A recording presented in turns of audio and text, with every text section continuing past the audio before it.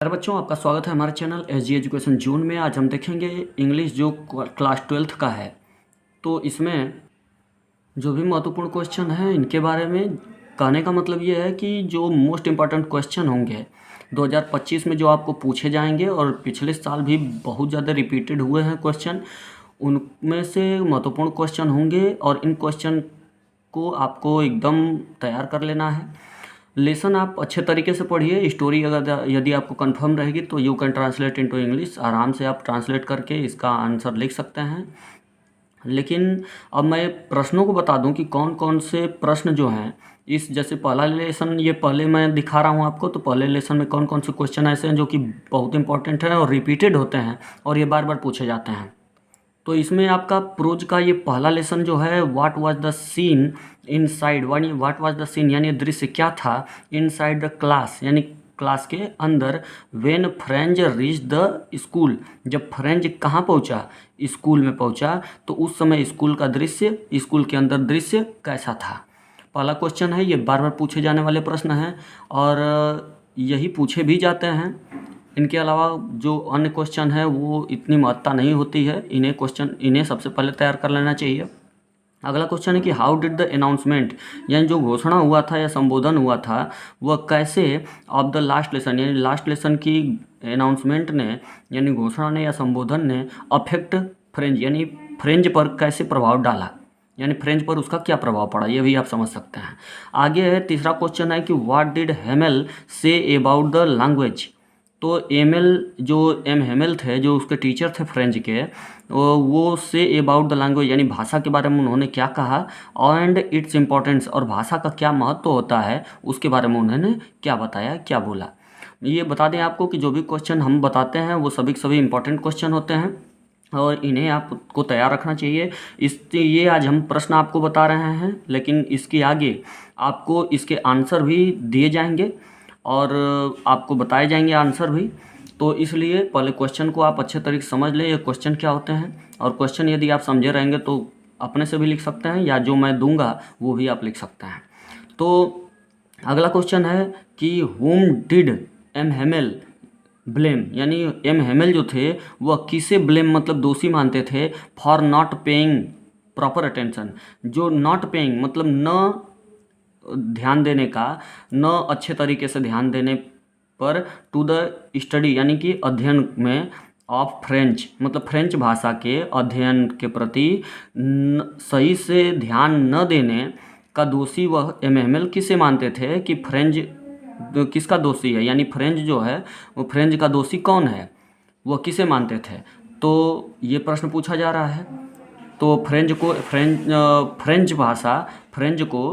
भाषा जो है वह अच्छे तरीके से नहीं आती थी, तो इसका वह दोषी किसे मानते थे, एम हेमेल यानी जो उसके टीचर थे। अगला जो क्वेश्चन है यह है कि what was the bulletin board. Bulletin board क्या था, तो बुलेटिन बोर्ड क्या था और इसका यूज क्या था, ये क्वेश्चन जो होता है वह यानी या उससे क्या सूचना मिलती है। तो ये आपका प्रश्न आखिरी प्रश्न होगा जो कि क्लास 12th का, ये जो प्रोज का ये पहले लेसन का है। अब आगे बता रहे हैं आपको। अब आज हम देख रहे हैं दूसरा लेसन जो है कि अब आगे हम दूसरा लेसन देखेंगे। जैसे कि ये आपका दूसरा लेसन है वो आप जानते हैं जो रैग पिकर वाला लेसन है। तो इसमें आप जो कि 2025 के लिए आपका इम्पॉर्टेंट पॉइंट ये होने वाले हैं। जैसे कि मैं अपने पहला लेसन का आपको इम्पॉर्टेंट क्वेश्चन बता दिया, उसका आंसर भी आगे बताने का काम किया जाएगा जैसा कि मैंने आपको बताया है। और ये इंग्लिश के प्रोज का दूसरा लेसन है जो कि आपको इसमें से भी इम्पॉर्टेंट क्वेश्चन बताए जा रहे हैं जो कि आपको ध्यान में रखना चाहिए। Describe the life of rag pickers of Seemapuri. Seemapuri के जो रैग पिकर मतलब जो कूड़ा बीनने वाले जो बच्चे हैं उनका जो जीवन है, लाइफ है, उसके बारे में आपको इसमें बताने के लिए कह रहा है। आगे कह रहा है, ये क्वेश्चन इंपॉर्टेंट होता है। और अगला क्वेश्चन ये है कि what was the importance of garbage यानी कि कूड़े का महत्व क्या था फॉर चिल्ड्रन यानी बच्चों के लिए कूड़े का महत्व क्या था इन सीमापुरी यानी जो सीमापुरी में रहते थे उन बच्चों के लिए गार्बेज यानी कूड़े कचड़े का क्या महत्व था। और what did they find in it, और व्हाट डिड दे फाइंड वे क्या प्राप्त करते थे या क्या पा जाते थे इन इट मतलब इस कूड़े में, कूड़ा बीनते समय। और अगला क्वेश्चन है कि वाई डिड साहेब जो था वह ज्वाइन द जॉब यानी कि नौकरी क्यों ज्वाइन किया एट द मिल्क बूथ किसी एक दूध के दुकान पे। उसने नौकरी क्यों किया, क्या कारण था। वाट डज मुकेश, और मुकेश जो था, इसमें ये आपको बता दें कि इस लेसन में 2 कहानियाँ हैं, तो आपको दोनों कहानी को, लॉस्ट स्प्रिंग नाम का ये लेसन है, तो इसमें आपको 2 कहानियाँ हैं। तो 2 कहानी में से एक पहला कहानी है जो कि किसके लिए है, साहेब के लिए, और अगला मुकेश के लिए। साहेब जो था वह कूड़ा बीनने वाला लड़का था, और मुकेश जो था वह चूड़ी बनाने वाला लड़का था। इस तरीके से आप, तो अब देखो कि कहने का ये मतलब कि यहाँ व्हाट वाज मुकेश, तो यहाँ पे क्वेश्चन बता रहे व्हाट डज मुकेश वांट, यानी मुकेश जो था वांट मतलब चाहता था, क्या चाहता था, टू बिकम इन लाइफ, यानी कि जीवन में बनना, यानी मुकेश अपने जीवन में क्या बनना चाहता था। ये क्वेश्चन इंपॉर्टेंट है। और आगे क्वेश्चन है कि हु वाज मुकेश, यानी मुकेश था कौन, और व्हाट वाज हिज एम्बिशन, उसकी महत्वाकांक्षा क्या थी।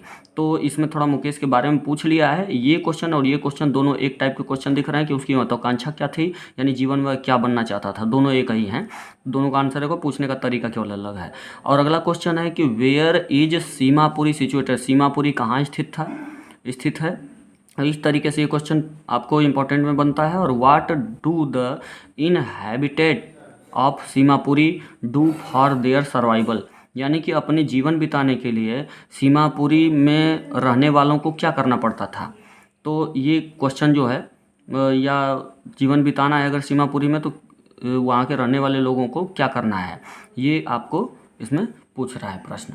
तो इम्पोर्टेंट क्वेश्चन आप देख रहे हैं, और ये दूसरे लेसन का इम्पोर्टेंट क्वेश्चन है। और describe the deplorable plight of bangle maker, यानी जो चूड़ी बनाने वाले थे उनकी जो दशा है, यानी बुरी दशा का वर्णन करना है कि उनकी खराब दशा जो थी, डिप्लोरेबल प्लाइट यानी जो बुरी स्थिति थी उसके बारे में आपको बताना है कि कैसी स्थिति थी उन लोगों की, उनका घर कैसा था वगैरह, उनके रहन सहन कैसा था, उनका घर के आसपास जो माहौल था वो कैसा था। तो ये आपको क्या करना है कि इसके बारे में आपको वर्णन करना है।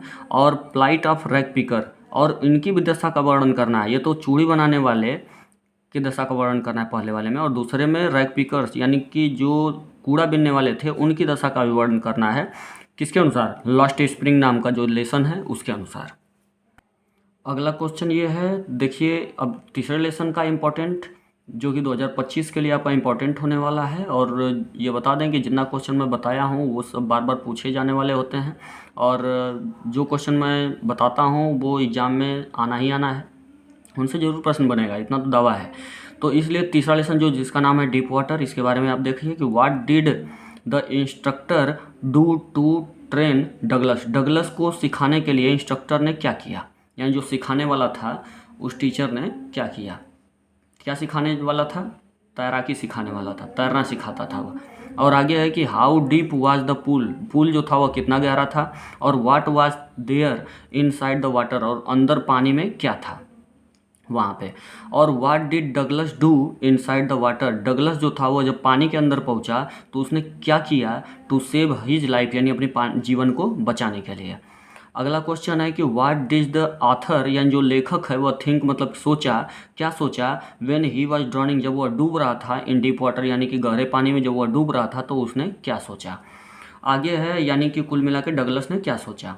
आगे जो है वह ये है कि व्हाट वाज द चाइल्डहुड, यानी बचपन जो था, बचपन के इंसिडेंट मतलब जो घटना थी वह क्या थी, that made Douglas afraid of water, जिससे डगलस को पानी से डर लगने लगा। इसके लिए वो क्या, यानी कि बचपन की घटना क्या थी। आगे है कि व्हाट डिड रोजवेल्ट से, यानी रोजवेल्ट ने क्या कहा about the fear of death, यानी कि जो मृत्यु का भय होता है या डर होता है उसके बारे में रोजवेल्ट ने क्या कहा।